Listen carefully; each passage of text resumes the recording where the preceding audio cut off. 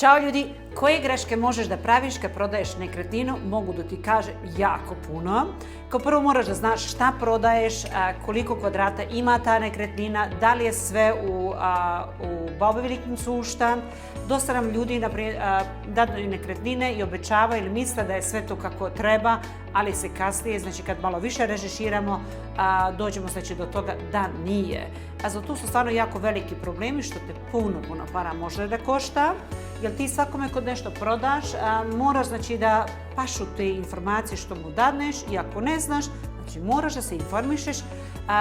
Znači treba ti recimo sa stan, znači da pogledaš stan koliko kvadrata imaš, betripsko, znači mjesečne izdatke što moraš da plaćaš na te agencije, moraju znači do kraja znači da se plate, ne da zaboraviš, znači samo kad potpišeš ugovor.